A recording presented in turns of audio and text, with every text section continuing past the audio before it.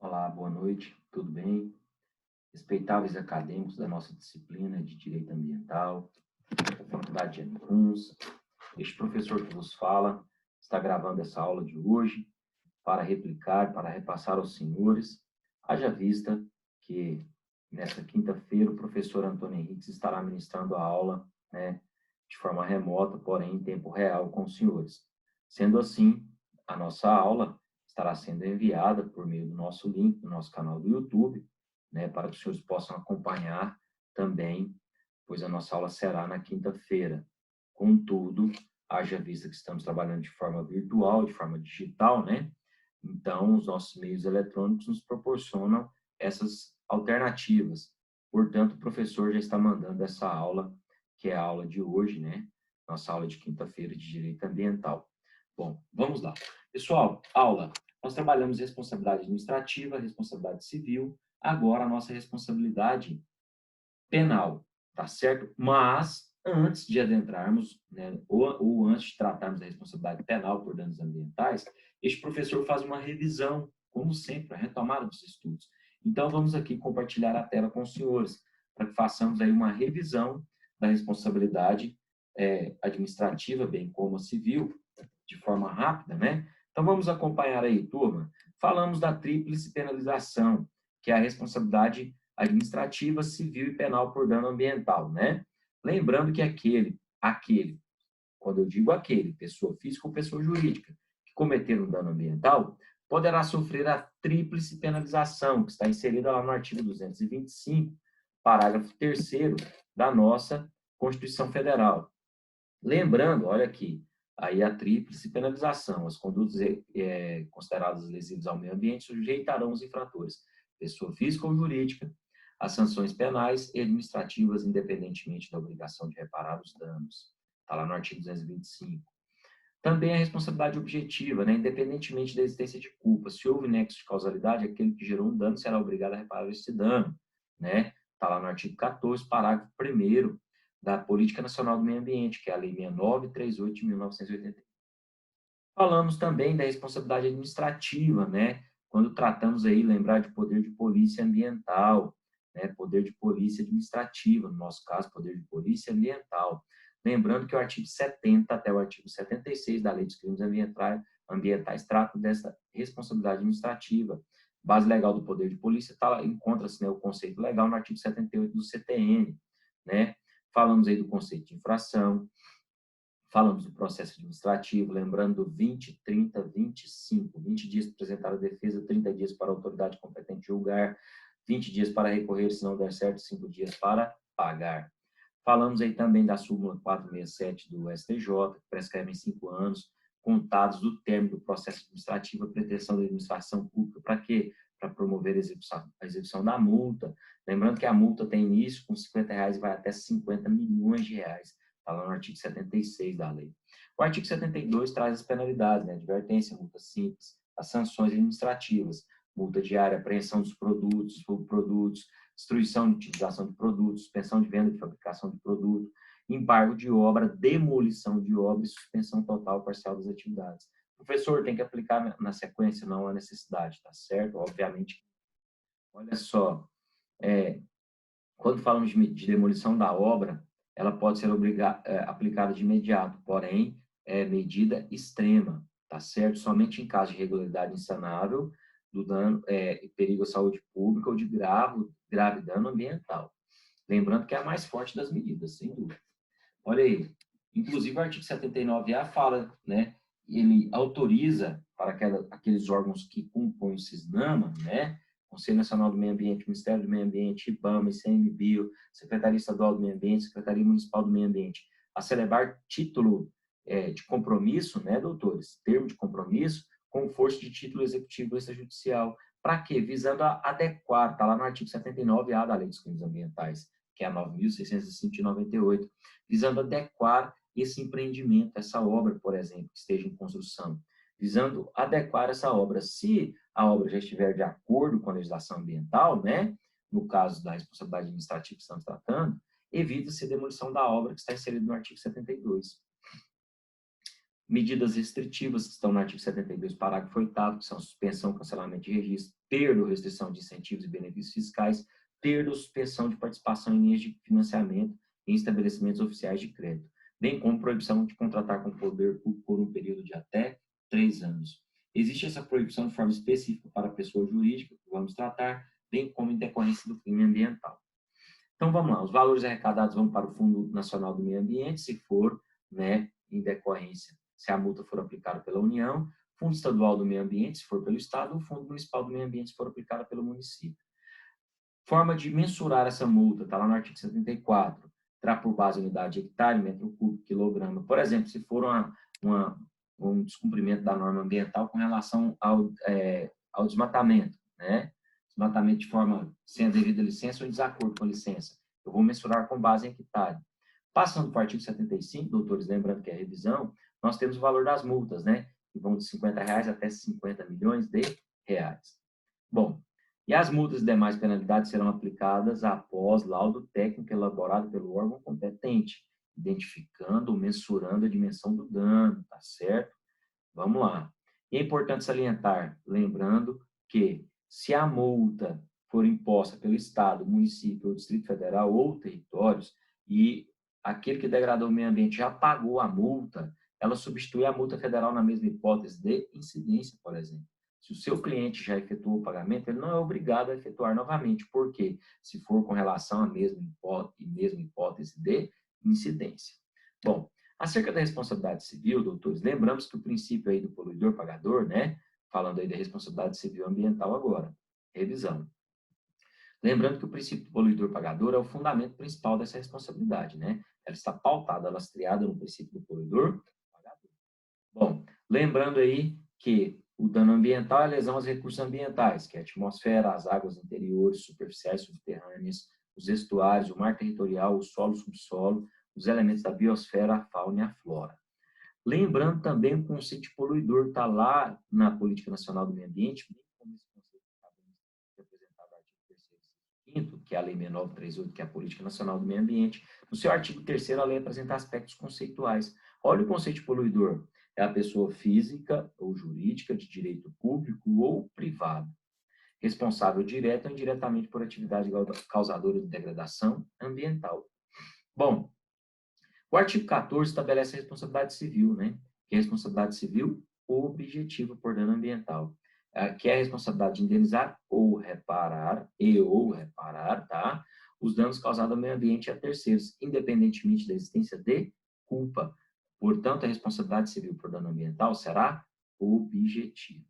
Bom, lembrando que também no artigo 4º da Política Nacional do Meio Ambiente, artigo 927 do Código Civil, Constituição Federal, no artigo 21, inciso 23, a linha D, também tratam da responsabilidade civil por objetiva no caso de danos ambientais, em especial, que é a responsabilidade em danos nucleares. Mas o 927, o artigo 4º, também tratam dessa questão de responsabilidade civil, né?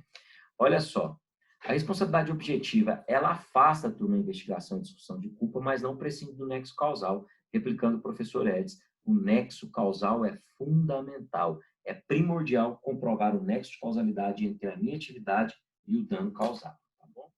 Continuando aí, temos a teoria do risco criado e a teoria que adotamos, que é a teoria da responsabilidade civil, fundada na teoria do risco integral. Para a teoria do risco integral, a licitude da atividade é irrelevante. Voltando aqui, deixo de lado a investigação da culpa. É irrelevante se a atividade é lícita ou ilícita, não interessa. Se houve o nexo causal, sou obrigado a reparar. E nós não vamos aplicar as causas de exclusão de responsabilidade, quais sejam. É inaplicável o caso fortuito, a força maior, o fato de terceiro, bem como a impossibilidade de invocação de cláusula de não indenizar. Portanto, adotamos a teoria do risco integral. Lembrando que o nexo causal não pode ser deixado de lado. Olha aí, no caso de incêndio em terras públicas ou particulares, está aí no artigo 38, parágrafo 4º do Código Florestal Brasileiro, que é a Lei 2.651/2012. Faça necessário comprovar o nexo de causalidade. Bom, e a responsabilidade civil do Estado no caso de omissão? Ela será subjetiva, doutores. Lembrando que eu defendo esse pensamento, mas há divergência doutrinária. Olha aqui, o Estado deve fiscalizar. Ao ocorrer a omissão no exercício desse dever, a responsabilidade será solidária, obviamente. Contudo, a execução, turma, lembrem-se, a execução é subsidiária. Ou seja, primeiro alcança aquele que gerou o dano. Se é o particular que gerou um dano, pessoa física ou jurídica, primeiro eu vou obrigar ele a reparar esse dano. Somente se o poluidor não efetuar a reparação do dano, que eu vou alcançar o Estado. Portanto, a execução é subsidiária. Ou seja, o Estado será acionado apenas em caso de impossibilidade do poluidor cumprir a obrigação de reparar. Por isso, adotamos a corrente ou acompanhamos a responsabilidade do Estado, no caso de omissão, ela tem que ser subjetiva. Sabe por quê? Se eu aplicar aqui a responsabilidade objetiva para o Estado, no caso de omissão, eu vou aplicar automaticamente a teoria do risco integral, né? E, sendo assim, eu deixo de executar de forma subsidiária. Pensem comigo, o Estado foi omisso, deixou de fiscalizar. Ou seja, eu aplico a responsabilidade civil por dano ambiental objetiva para o Estado. Eu retiro a responsabilidade desse particular e coloco sobre as costas do Estado. Sabe por quê? O Estado será obrigado a reparar esse dano, tá certo? Não interessa se houve culpa ou não, porque deixou de fiscalizar ou não. Então, a responsabilidade do Estado, no caso de omissão, no meu ponto de vista, ela tem que ser subjetiva, tá certo? Então, obviamente, agora, quando o Estado contribuiu para o dano, aí é diferente, né, doutores? Nós já até comentamos. Então, acompanhamos que a responsabilidade civil do Estado, no caso de dano ambiental, por omissão, será subjetiva. Bom, então vamos lá. Falando aí agora da responsabilidade penal ambiental, tá certo? Vamos tratar, eu só vou mostrar aqui para os senhores, né? A Lei 9.605, de 12 de fevereiro de 1998, que foi regulamentada por meio do decreto número 6.514, vamos colocar aqui, ó, olha aqui o decreto. Decreto número 6.514 dispõe sobre as infrações e sanções administrativas ao meio ambiente, estabelece processo administrativo federal para apuração dessas infrações e dá outras providências, né? E as disposições gerais que vamos trabalhar agora, que vai do artigo 2º ao 28, depois dos crimes em espécie, vai do 29 até o 69A, tá bom? Então, vamos lá. Olha só, eu vou até retirar aqui, né, da nossa tela, vamos voltar, né, turma? Então, olha só, turma, quando falamos aí de crimes ambientais, a Lei dos Crimes Ambientais, que é 9.605 de 98, de 12 de fevereiro de 98, que foi regulamentada por meio do decreto número 6.514 de 2008, trata aí do seu artigo 2º até o artigo 28 das suas disposições gerais, que é o tópico de hoje, bem como vamos comentar a parte especial, que vai do 29 ao 29A. Então, olha só, com relação ao fato típico, doutores, a tipicidade no que tange ao fato típico. O meio ambiente, como todos os elementos que ele pode compreender, sem sombra de dúvida, holístico e sistêmico. Faz parte de um todo, né? Está interligado. O que dificulta sobremaneira o desempenho, né? ou que dificulta sobremaneira, perdão, o desenho dos tipos penais. Portanto, a tipicidade é algo complicado quando falamos de crimes ambientais. Nos delitos contra o meio ambiente, a detalhada e exaustiva descrição do comportamento do agente, na maioria das vezes, mostra-se bastante difícil. Então, com relação voltando aqui, com relação à lei dos crimes ambientais, lembrando que é uma legislação penal especial, no que tange ao elemento subjetivo, a culpabilidade do agente, ela vai ser levada em consideração. Vou aqui, agora, compartilhar com os senhores a lei em si, para que os senhores possam ver este elemento no que tange ao fato típico, né, a culpabilidade do agente. Deixa eu compartilhar aqui o artigo 2º. Olha aqui. Quem, de qualquer forma, concorre para a prática dos crimes previstos nessa lei, incide nas penas a estes cominadas na medida da sua culpabilidade. Então, a culpabilidade do agente, ela será levada em consideração, né? Portanto, a responsabilidade penal por dano ambiental será subjetiva. Subjetiva. E o bem jurídico tutelado? O bem jurídico tutelado, no aspecto penal, é o bem ambiental, né? Essencial à sadia qualidade de vida, que é o nosso meio ambiente. Bom, continuando aí, o sujeito ativo nos crimes ambientais pode ser qualquer pessoa, física ou jurídica. Vou compartilhar de novo aqui a lei dos crimes ambientais com os senhores. Só um minuto. Opa, voltando aqui. Olha aí o artigo 3º. As pessoas jurídicas serão responsabilizadas administrativa, civil e penalmente, conforme o disposto nesta lei, nos casos em que a infração seja cometida por decisão de seu representante legal ou contratual, ou de seu órgão colegiado no interesse ou benefício da sua entidade. Ou seja, tanto a pessoa física quanto a pessoa jurídica podem cometer crime ambiental, tá bom? Turma, olha só. Vamos fechar aqui, stop share. E o sujeito passivo? O sujeito passivo, quem é o titular do bem ambiental? É a coletividade, né, meninos? Faço aí alusão ao artigo 225 da Constituição Federal.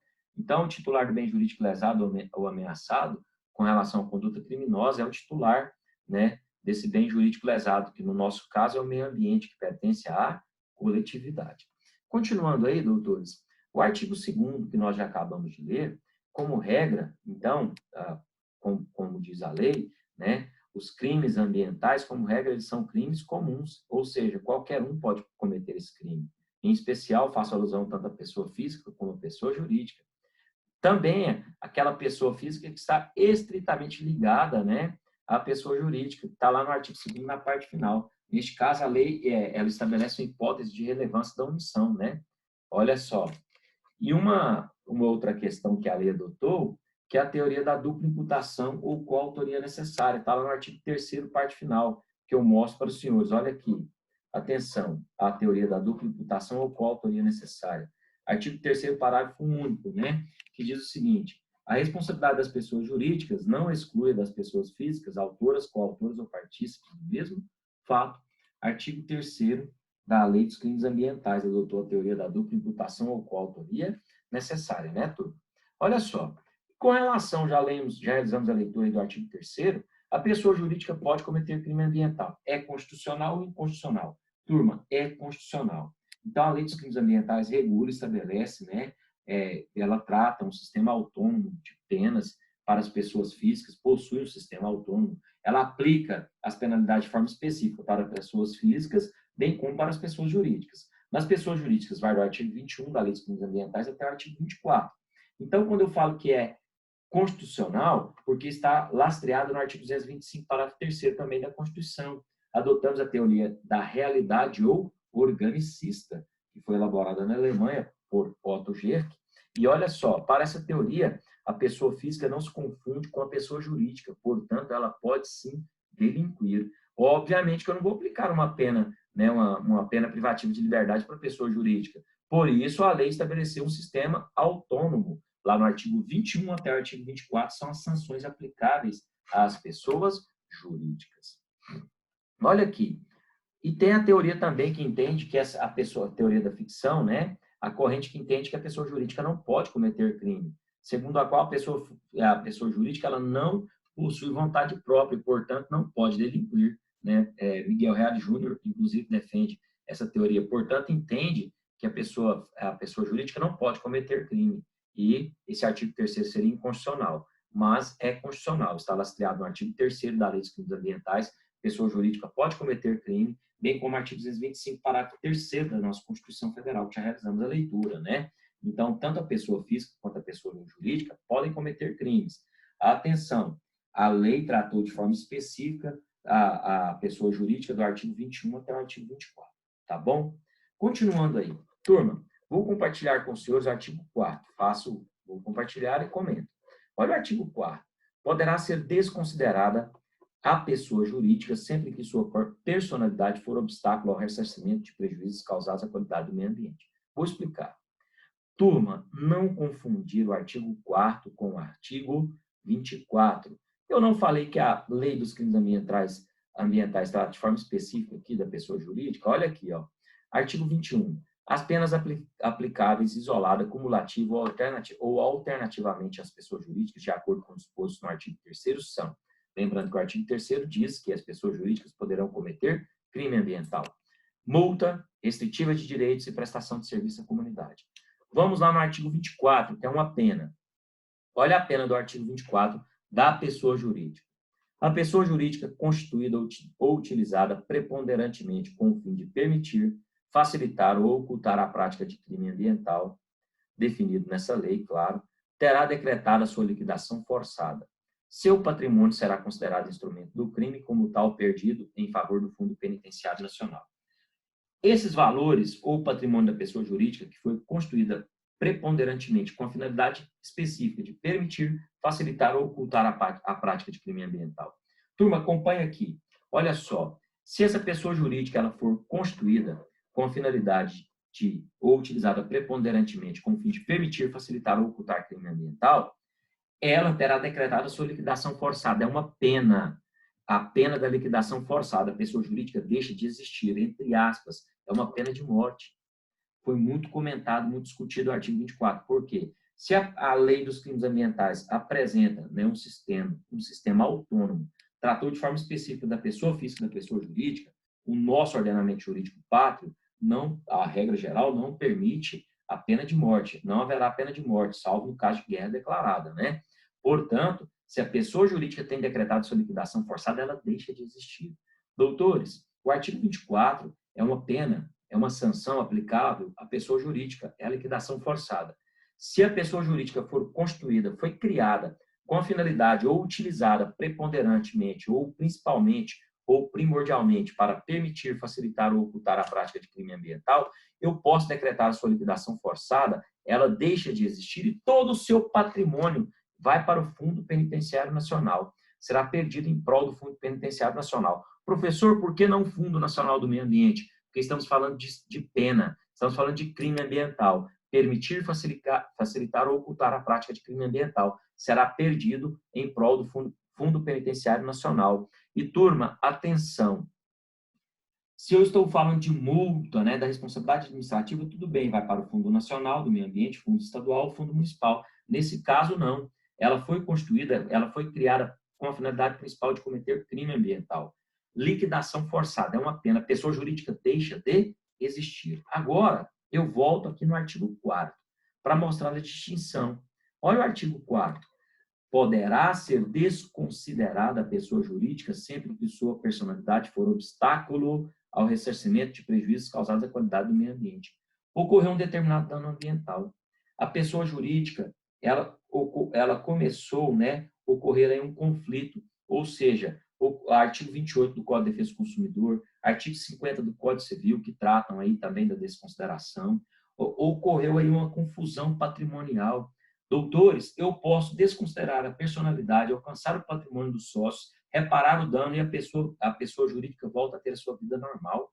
Olha a distinção, a desconsideração da pessoa jurídica, da sua personalidade, ela é temporária. Alcança-se o patrimônio, restaura-se o meio ambiente, o ressarcimento de prejuízos causados à qualidade do meio ambiente, né? Eles são, obviamente, estabelecidos. Eu vou literalmente reparar os danos e a pessoa jurídica ela volta a ter a sua vida normal. Agora, no artigo 24, não. O artigo 24 é uma pena de morte para a pessoa jurídica, ela deixa de existir. Então, lembrando, turma, a desconsideração da personalidade da pessoa jurídica que está aí no artigo 4º é diferente de liquidação forçada. Liquidação forçada é uma pena. A pessoa jurídica deixa de existir quando ela for utilizada preponderantemente para permitir, facilitar ou ocultar a prática de crime ambiental. Tá bom? Turma, e olha aqui o artigo 6º. Atenção, vou voltar aqui para a nossa tela. Doutores, o artigo 6º ele diz o seguinte: para imposição e gradação da penalidade, a autoridade competente observará o nível do dano, a gravidade do dano, os antecedentes do infrator e o poderio econômico do infrator no caso de multa. Olha só, vamos lá. Olha o artigo 6º. Vamos ler o artigo 6º. Para imposição e gradação da penalidade, a autoridade competente observará a gravidade do fato. Vamos lá. A gravidade do fato, tendo em vista os motivos da infração e suas consequências para a saúde pública e para o meio ambiente. 2. Os antecedentes do infrator quanto ao cumprimento da legislação de interesse ambiental. Olha o caso Brumadinho. Olha lá. Nós precisamos analisar o antecedente do infrator. Olha a tragédia de Mariana, que foi no ano 2015, depois Brumadinho, que foi no ano 2019. Olha só, doutores, quais as consequências desses danos ambientais? A situação econômica do infrator no caso de multa, doutores. Eu vou aplicar uma multa de R$ 1.000 para uma big empresa, para uma grande multinacional? Não. A multa ela tem início com R$ 50, vai até 50 milhões. E atenção para o artigo 6º, turma, olha aqui no professor. Para imposição e gradação da penalidade, a autoridade competente observará. A lei disse, autoridade competente, tá certo? Quem for o responsável para a aplicação dessa pena, tá bom? Então, olha só, o artigo 7 fala das penas restritivas de direitos, assevera que elas são autônomas e substitui as privativas de liberdade quando tratar-se de crime culposo ou for aplicada a pena privativa de liberdade inferior a 4 anos. a culpabilidade, os antecedentes, a conduta e a personalidade do condenado, bem como os motivos e as circunstâncias do crime, indicarem que a substituição seja suficiente para os efeitos de reprovação e prevenção do crime. Olha o parágrafo do artigo 7º. As penas restritivas de direitos a que se refere este artigo terão a mesma duração da pena privativa de liberdade substituída. Agora, turma, continuando aí os comentários à parte geral, olha o artigo 8º. As penas restritivas de direitos são prestação de serviço à comunidade, interdição temporária de direitos, suspensão parcial ou total de atividades, prestação pecuniária e recolhimento domiciliar. Bom, faço alusão aqui ao artigo 9. Os artigos seguintes vão explicar aí as penas que não vejo muita necessidade, mas olha o artigo 10. Faço alusão ao artigo 10. Eu não falei lá no início, no artigo 72, a responsabilidade administrativa, parágrafo 8º, inciso 5, que uma das sanções administrativas é a proibição de contratar com o poder público por um período de até 3 anos. Olha aqui, com relação em decorrência de crime, artigo 10º.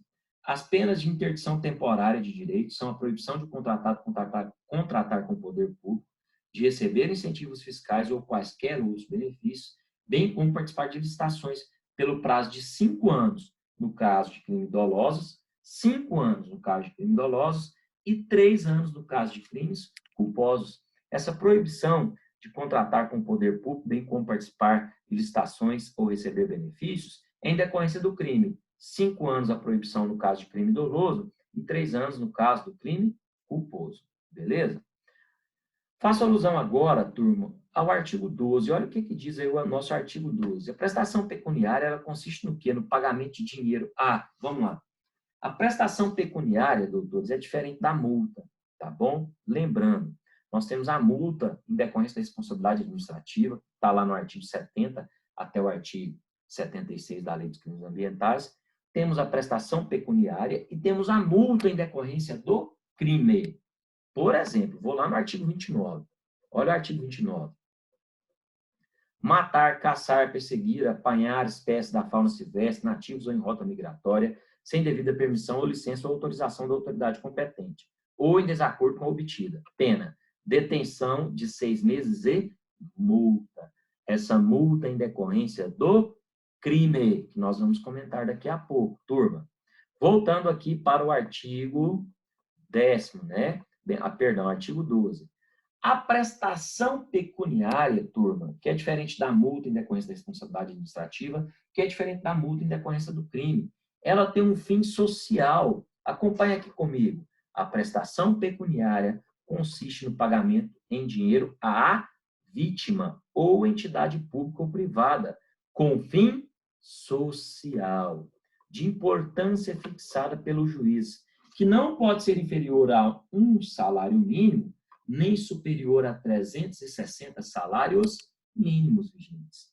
O valor pago, inclusive, será deduzido do montante de eventual reparação civil a que for condenado o infrator. Então, se eu sou condenado à reparação civil, eu vou abater, eu vou deduzir, eu vou retirar, ou literalmente, um valor global que eu tenho que eventual reparação civil, eu vou deduzir literalmente esse valor de um salário até 360 salários mínimos. Lembrando que a prestação pecuniária do artigo 12 consiste no pagamento de dinheiro à vítima ou entidade pública ou privada, turma, com fim social.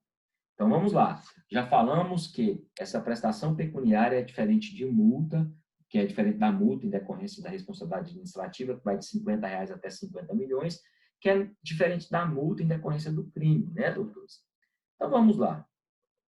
Quando falamos aí de circunstâncias atenuantes e agravantes, a lei no artigo 14, ela apresentou as circunstâncias que são atenuantes e as que são agravantes, um rol muito extenso. Eu vou comentar o principal. Olha só, artigo 14. São circunstâncias que vão atenuar a pena. Lembrando que nós estamos comentando a parte geral. Baixo grau de instrução ou escolaridade do agente. Acompanhe aqui, inciso 2. Arrependimento do infrator, manifestado pela espontânea reparação do dano ou limitação significativa da degradação ambiental. Inciso 3. Comunicação prévia do agente. Eu vou dar um exemplo, todo mundo vai entender bem. Comunicação prévia pelo agente do perigo iminente de degradação ambiental. 4.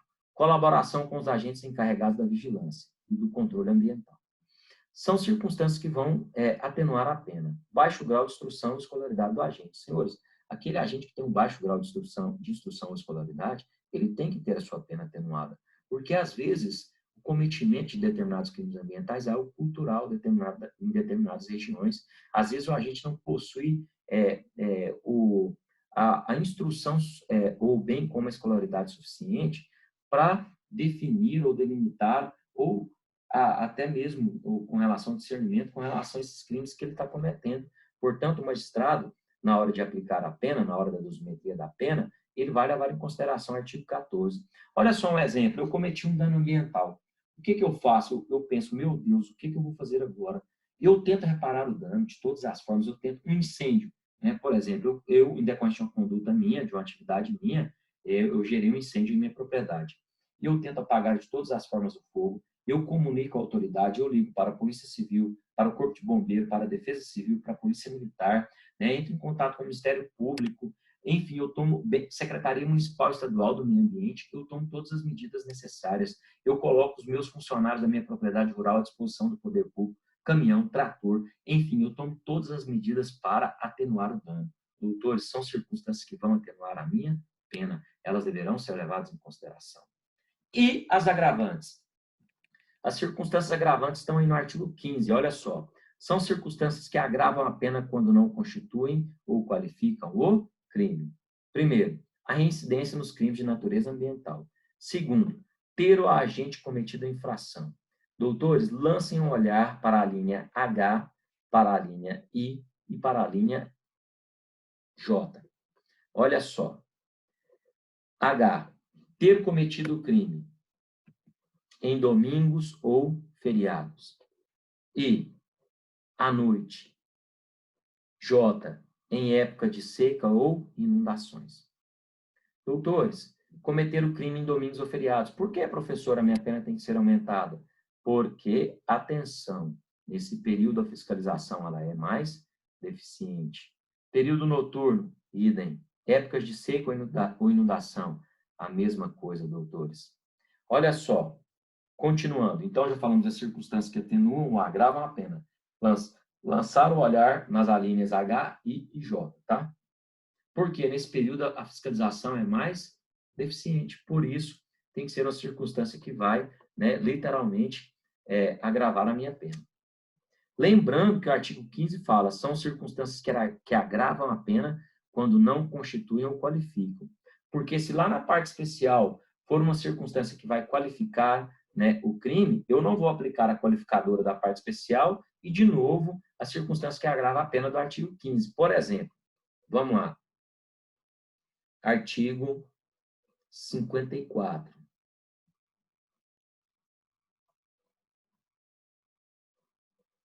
Ou aqui nos crimes de desmatamento. Olha só, crimes de desmatamento. Olha o artigo 53. Nos crimes previstos nessa seção, a pena é aumentada de 1/6 a 1/3, se do fato resulta diminuição de águas naturais, o crime é cometido no período de queda das sementes, no período de formação das vegetações, em época de seca ou inundação, durante a noite, em domingo ou feriado. Bom, se eu aplicar aqui a parte especial do artigo 53 com relação a algum crime de desmatamento aqui, que vai do 38 até o 53, eu não vou, obviamente, aplicar o artigo 15, porque senão, turma, aí sim configura o bis in idem, né? Ou seja, o artigo 15 é claro, entenderam?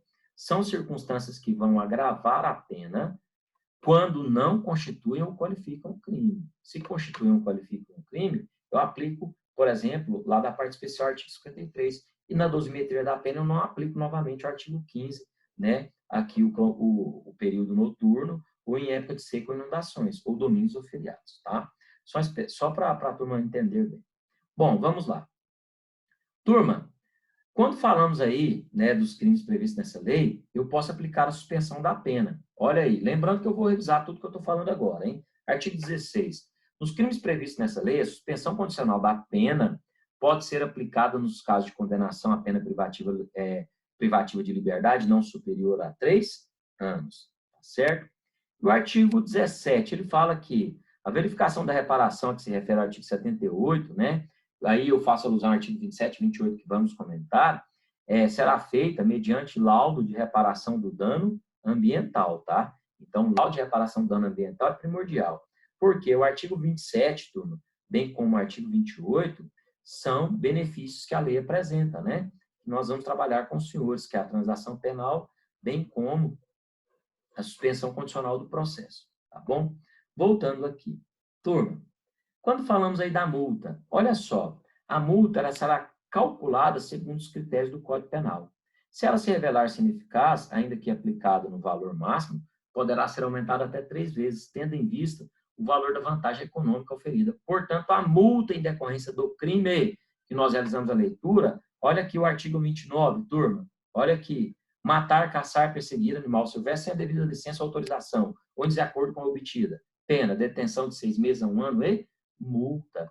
Essa multa em decorrência do crime, que vai ser calculada com base no artigo 49 do Código Penal brasileiro, ela pode ser aumentada em até 3 vezes, tendo em vista o valor da vantagem econômica oferida. Eu mostro aqui, ó, vamos lá no artigo 49. Só um instante, turma. Olha aqui o nosso artigo 49. Vamos lá. Olha aí. A pena, vou puxar aqui a tela, consiste no pagamento ao fundo penitenciário da quantia fixada na sentença, calculado em dias, multa. Será no mínimo 10 e no máximo 360, né, turma? Tranquilos? Comentando aí ao nosso artigo 18. O valor de multa será fixado pelo juiz, não podendo ser inferior a 1/30 do salário mínimo, nem ao fato do tempo, nem superior a 5 vezes o salário mínimo vigente. Lembrando que esse valor pode chegar aí, ultrapassar 5 milhões de reais da multa em decorrência do crime, né? Tranquilos? Voltando agora aqui para a nossa tela, para a lei, olha aí, turma. E com relação à perícia. Quando eu falo da perícia, turma, aqui o artigo 18. Olha, falando das multas, voltando aí no artigo 18 ainda. Então, existe a multa em decorrência da responsabilidade administrativa, que está lá no artigo 72, que vai de R$50 até 50 milhões, que está previsto no artigo 75 da lei. O artigo 72 fala da multa. O artigo 75 fala do valor, que vai de 50 até 50 milhões. Vamos lá, continuando. O artigo 12 fala da prestação pecuniária, que tem um fim social, que é de 1 salário até 360 salários mínimos, turma. E, aqui no artigo 18, fala da multa. Essa multa em decorrência do crime. É a multa em decorrência do crime. Todo mundo entendeu?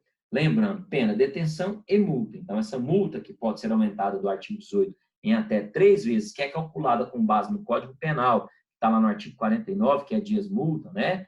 Que de até no máximo, mostrei aqui para os senhores, tendo aqui sendo no mínimo 10 dias multa e no máximo 360 dias multa, né? E o valor não pode ser inferior a 1/30 do salário mínimo, né? Vamos pegar o valor vigente, dividir por 30 para ter o valor mínimo, nem superior a 5 vezes o salário mínimo.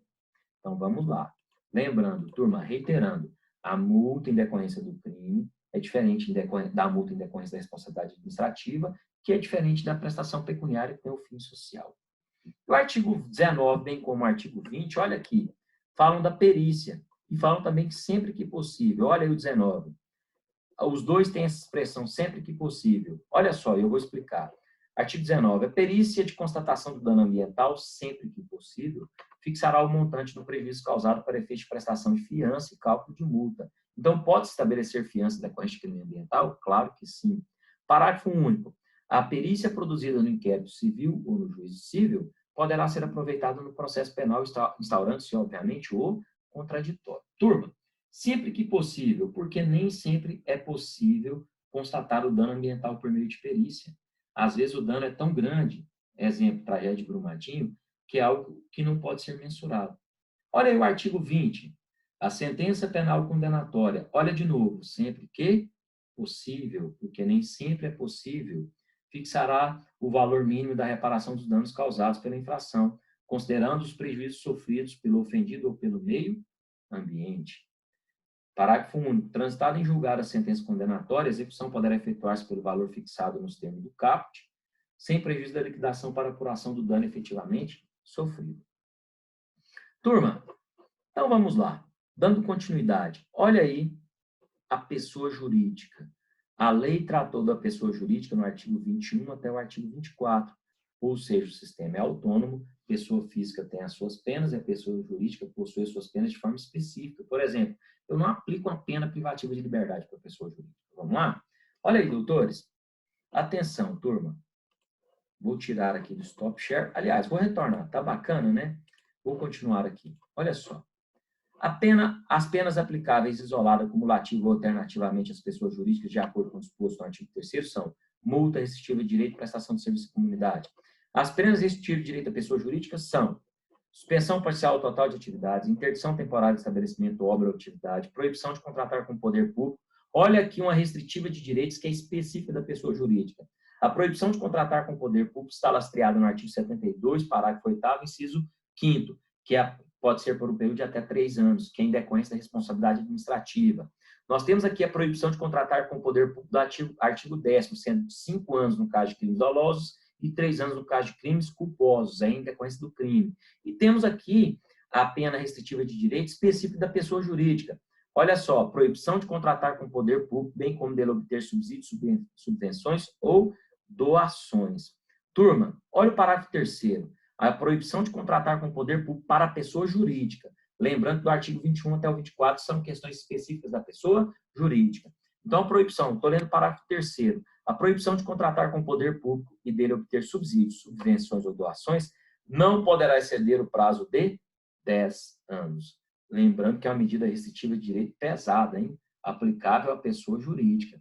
Proibição de contratar com o poder público, dele obter subsídios, subvenções ou doações por um período de até 10 anos. Lembrando que existe essa proibição em decorrência do crime, que é de 5 anos, está no artigo 10º, no caso de crimes dolosos, em decorrência de crime, e 3 anos culposos, bem como a proibição de contratar com o poder público por um período de até 3 anos em decorrência da responsabilidade administrativa. Aqui é uma medida restritiva de direito específico do artigo 22 para a pessoa jurídica, que não poderá exceder o prazo de 10 anos. Ainda, acerca da prestação de serviços à comunidade da pessoa jurídica, ela consiste em, olha aí o artigo 23, custeio de programas e projetos ambientais, execução de obras de recuperação de áreas degradadas, manutenção de espaços públicos, contribuições com entidades, né, ambientais ou culturais públicas. Bom, e, por fim, o artigo 24, que trata da liquidação forçada. A pessoa jurídica constituída ou utilizada preponderantemente, olha lá, com a finalidade de permitir, facilitar ou ocultar a prática de crime definido nessa lei, terá decretado a sua liquidação forçada e todo o seu patrimônio será considerado como instrumento do crime e perdido em favor do Fundo Penitenciário Nacional. Por que não o Fundo Nacional do Meio Ambiente? Porque é em decorrência do crime, liquidação forçada, é uma pena específica da pessoa jurídica. Tá bom, turma? Tranquilos, pessoal? Com relação à parte geral, tá sossegado? Vamos lá. Eu deixo para o próximo encontro, né? Nós vamos revisar e terminar aqui o artigo 25, bem como o artigo 26, 27 e 28 da lei. Aliás, vou comentar agora. Bom, o artigo 25 fala da responsabilidade administrativa da apreensão de produtos, né? Nós já comentamos lá quando falamos da responsabilidade administrativa. Olha, os animais serão prioritariamente libertados ou entregues a jardins zoológicos, né? Ou fundações ou entidades. Bom, tratando de produtos perecíveis ou madeiras, serão avaliados e doados a instituições científicas, hospitalares, penais ou com outros fins. Os produtos e subprodutos da fauna não perecíveis serão destruídos ou doados, tá? E os instrumentos utilizados para a prática de infração serão vendidos, garantida a sua descaracterização por meio da reciclagem. E a ação penal com relação aos crimes ambientais, doutores? Nas infrações penais previstas na Lei dos Crimes Ambientais, a ação é pública, incondicionada, meio ambiente, direito de todos. A ação penal tem que ser pública, incondicionada, né, turma? E o artigo 27, doutores, olha aí, nos crimes ambientais de menor potencial ofensivo, a proposta de aplicação imediata da pena restritiva de direitos ou multa, né, que está prevista lá na Lei 9.099, somente poderá ser formulada desde que tenha havido a prévia composição do dano ambiental. Pré-requisito para, olha só, para a proposta de aplicação imediata de pena restritiva de direitos ou multa. Então, eu deixo de aplicar a pena privativa de liberdade, aplico restritiva de direitos ou multa. Porém, só poderá ocorrer mediante, somente poderá ser formulado desde que tenha havido a prévia composição do dano ambiental. E olha aqui o artigo 28, a suspensão condicional do processo, né, o outro benefício. Então, aplica-se aos crimes de menor potencial ofensivo, né, o artigo 28. Então, a declaração de extinção de punibilidade, ela só vai acontecer, né, doutores, dependendo e dependerá de laudo, olha aqui, laudo de constatação, ferramenta selecionar.